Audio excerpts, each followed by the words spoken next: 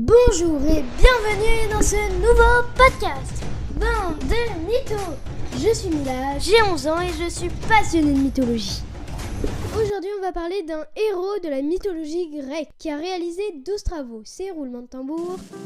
Astérix, mais non, c'est bien sûr Héraclès. Parmi toutes ses nombreuses conquêtes amoureuses, Zeus tombe sous le charme de la belle Alcmède, on va l'appeler Alcmède. Sauf que la demoiselle est déjà mariée et n'est pas du tout intéressée. Zeus, qui n'est pas du tout le genre à se dégonfler, prend l'apparence de son mari pour passer 3 nuits avec elle. Et donc là, c'est carrément bizarre. Et forcément, 9 mois plus tard, elle donne naissance à Héraclès, mi-homme, mi-dieu. Dès sa naissance, le petit bonhomme est une force surhumaine et un courage à toute épreuve.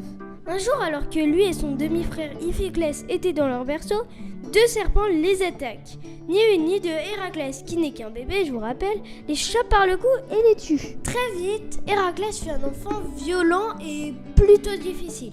Il a appris très vite à maîtriser un cheval, conduire un char, manier un arc et jouer de la lyre. Sauf qu'un jour, agacé de ne pas réussir, il tua son professeur en lui fracassant son instrument sur la tête. Le garçon est un peu colérique, non? Alors Amphitryon, le vrai mari de la mère d'Héraclès, un peu inquiet de finir comme les serpents, décida de l'envoyer sur le mont Cithéron où il gardait ses moutons. Ça, pour être gardé, il est très bien gardé ce troupeau. Chaque lion qui tentait d'approcher le troupeau se faisait réduire en pièces. Le récit de ses exploits commençait à se répandre et le roi Thespio l'invita à vivre chez lui aux côtés de ses 50 filles.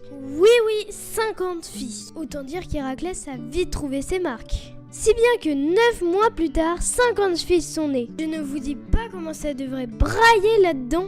Mais Héra, l'épouse de Zeus, apprend l'existence d'Héraclès. Elle devient folle de colère et de jalousie. Un peu plus tard, alors que Héraclès participait à un banquet, elle le frappa de folie. Héraclès, incontrôlable, tua sa propre femme, Magara, et ses enfants. Ok, un peu colérique je vous ai dit, hein. Après le coup, il se dit qu'il a mal agi. Non, sans blague. Et consulte l'oracle de Delphes, qui permet d'interroger le dieu Apollon. Celui-ci lui dit, avec une grosse voix: Tu dois te mettre au service de mon cousin Eurysthée, le roi de Tyrène, pendant 12 ans. Arrivé là-bas, le gars lui demande de réaliser 10 travaux. Mais attends, c'est pas tondre la pelouse ou sortir le chien. Non, le gars a un peu plus d'ambition quand même, hein. Tuer le lion de Némée, puis l'hydre de Lerne, la biche de Cerny, le sanglier d'Hermions, nettoyer les écuries de Gaz, tuer les oiseaux du lac de Symphale, tuer le taureau de Crète, nettoyer les écuries de Gyas et les juments de Diomède, puis voler la ceinture des Amazones. Et enfin, tuer le bœuf de Gérion. En gros, Héraclès devient un tueur à gages pour se faire pardonner d'un quadruple meurtre. Vous conviendrez que c'est original. Le lion de Némée était dans une cité péloponnèse et terrorisait les habitants.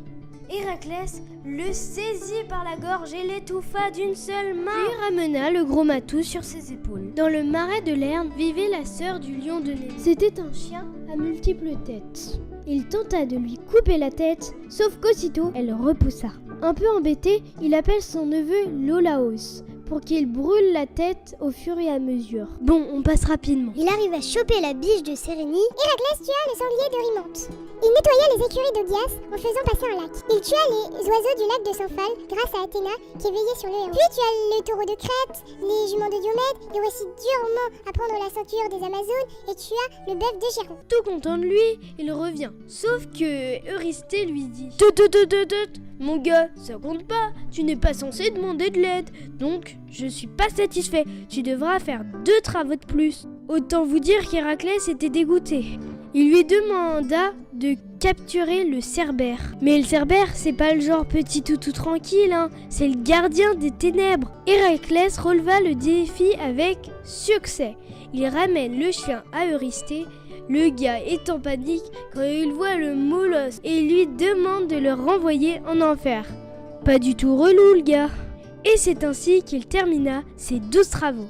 Et c'est là qu'on va conclure ce podcast. Merci de m'avoir écouté jusqu'au bout. Et on se retrouve dans le prochain épisode. Bande de mythos, si vous le voulez bien. Bisous.